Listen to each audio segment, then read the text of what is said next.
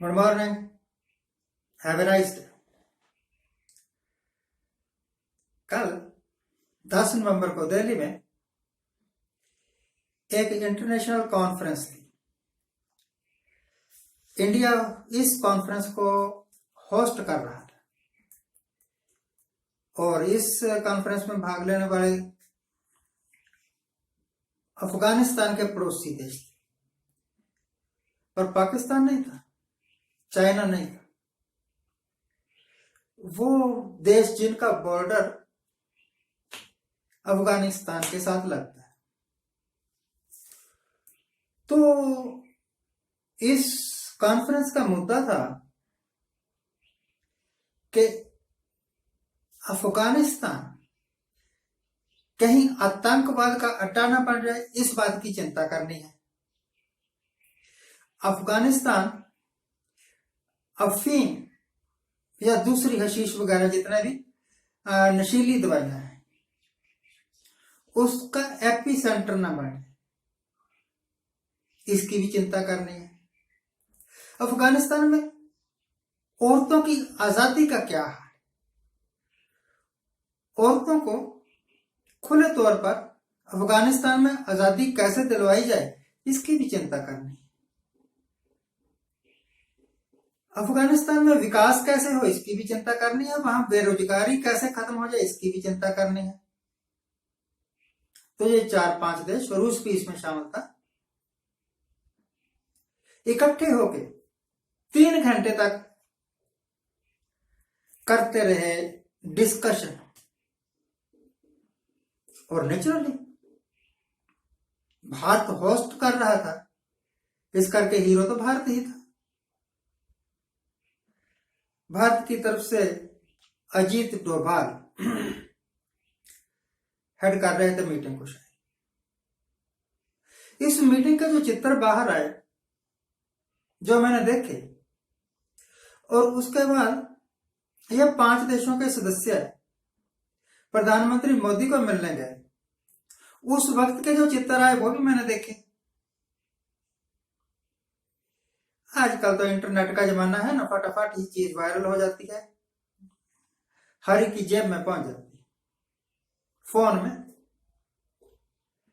तो मैंने देखा ये बड़े बड़े देशों के जितने भी इनके लीडर्स आए हुए थे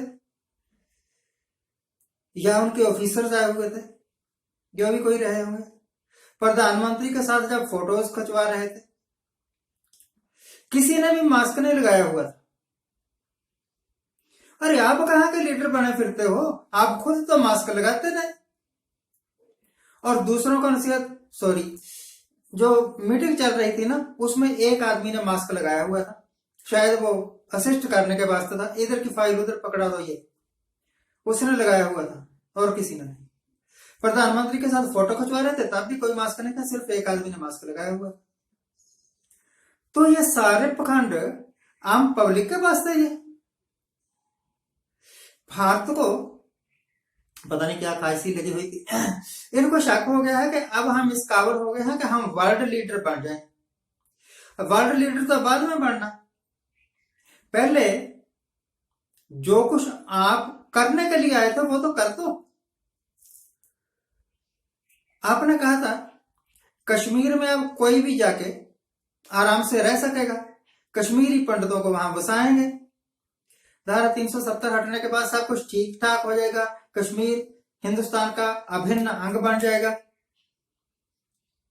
कितना का अभिन्न अंग बन गया? वहां रोज ही गोली चलती है, रोज ही लोग मारे जाते हैं। वो पंजाब हरियाणा के नहीं मारे जाते, कश्मीर के ही मारे जाते हैं। कभी वहां के बाशिंदे, कभी वहां पर जो डिप्लॉयड पुलिस फोर्स है या आर्मी है वो लोग, और कभी जिनको ये आतंकवादी कहते हैं, मुझे नहीं पता भाई आतंकवादी होते हैं या सीधे साधे लोग होते हैं, मारे जरूर जाते हैं। आतंकवादी भी होंगे, सीधे साधे लोगों के पास तोप गोला बारूद कुछ नहीं होता, और वो तो रॉकेट लॉन्चर लेकर भी फायर करते हैं हमारे मिलिट्री की कार्रवाई पर। आपने फिक्र करना है तो हिंदुस्तान की बेरोजगारी का क्यों नहीं करते? आपने फिक्र करना है तो हिंदुस्तान की औरतों की आजादी का क्यों नहीं करते? यहां भी तो हर दूसरे दिन कहीं ना कहीं 2-4 बलात्कार तो रोज ही हो जाते हैं, 2-4 औरतें तो रोज ही मारी जाती। कभी बाजरे के खेत में, कभी मक्के के खेत में पड़ी हुई लाशें।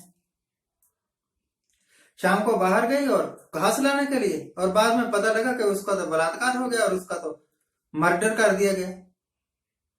जब आप अपने देश की औरतों को हिफाजत नहीं दे सकते, आप अफगानिस्तान में जाके, खैर बड़े आदमी हैं, बड़ा दिमाग है, बड़ी सोच है, मेरे जैसा छोटा आदमी इतनी बड़ी सोच को समझ ही कैसे सकता है।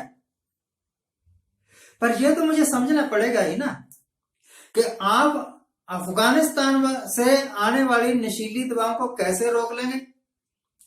आपकी गुजरात की पोर्ट पर पहले 3000 किलो, और फिर कल परसों 2 दिन पहले 350 किलो नशीली दवाइयां, ड्रग्स चर्च जो कुछ भी होगा मुझे नहीं पता क्या, पकड़ा गया। बदनाम करते हैं पंजाब को कि पंजाब में भी ड्रग्स का धंधा काफी चला हुआ है, हिमाचल में भी ड्रग्स का धंधा काफी चला हुआ है। और तो ये जो गांव है ना हिमाचल के, इन गांवों में छोटे छोटे दुकानदार जो करियाना करूना की दुकानें खोल के बैठे रहते हैं, करियाना करूना कहाँ बिकता है बेचारों का, तो बस ये शराब बेच ली, ये चिट्टा बेच लिया, अफीम बेच ली, गांजा बेच लिया, ऐसे तो इनका गुजारा इस तरह होता है। पुलिस को पता है, पुलिस हर हफ्ते आके पैसा लेके जाती है। अपने देश की नशीली दवाओं को संभाल नहीं सकते, अपनी औरतों को सुरक्षा दे नहीं सकते, अपने देश के बेरोजगारों को रोजगार नहीं दे सकते। इनके राज के समय कितनी फैक्ट्रियां बंद होगी पता है, और चले हुए हैं अफगानिस्तान का भला करने के लिए। घर में नहीं दाने, अम्मा चली भुनाने, ये हिमाचल की एक कहावत है। पहले अपना देश ठीक करो, पहले अपने आप को ठीक करो, अपने आप को ठीक। बीजेपी के लीडर्स को चाहिए, कांग्रेस वाले भी कम नहीं है, वो भी टेढ़ी पूछ है, एक जानवर होता है उसकी पूछ टेढ़ी, मोर है शायद। झूठ मत बोलो, जितना झूठ ये बोलते हैं उतना ही ये नीचे को जाते हैं। मेरी दिली इच्छा से कि बीजेपी वाले तरक्की करें, हालांकि वोट मैंने इनको कभी नहीं डाली। मुझे खुद को कांग्रेस वालों से इस करके थी कि इन्होंने निहत्थे बेकसूर हजारों की तादाद में सिखों को मरवा दिया था, और मुझे भी धक्के धुक्के लगे थे पर बच गया। मेरे पिताजी को भी पकड़ के ना मुंह में उसके बीड़ियां डाली गई। जब उसकी आत्मा ने नहीं बीड़ी को माना, तो तुम जबरदस्ती मुंह में बीड़ी डाल भी ले, 4, 5, 6 लोग एक आदमी को पकड़ लें हाथों से, बाहों से, पैरों से, और जबरदस्ती मुंह में बीड़ी डाल लें, तो मतलब ही क्या है। अपने देश के लोगों की सोच बदल दो तो आप लीडर हो, अपने देश के लोगों का व्यवहार बदल दो तो आप लीडर हो, अपने देश के बेरोजगारों को रोजगार देकर उनकी जिंदगी बदल दो तो आप लीडर हो। विश्व लीडर, विश्व विजेता, विश्व गुरु बाद में बनना, पहले अपने देश का सुधार कर लो। दोस्तों, आपको मेरी बहुत सारी बातें, जो अंधभक्त है उनको तो एक भी बात अच्छी नहीं लगी होगी, हो सकता है कि आप कुछ बातों से सहमत ना, परंतु जो कुछ मैंने कहा है बिल्कुल हकीकत है। आज के लिए इतना ही। आज जिनका जन्मदिन है उनको हैप्पी बर्थडे, आज जिनकी मैरिज एनिवर्सरी है उनको बहुत बहुत शुभकामनाएं। सदस्य की रहिए आनंद प्रसन्न।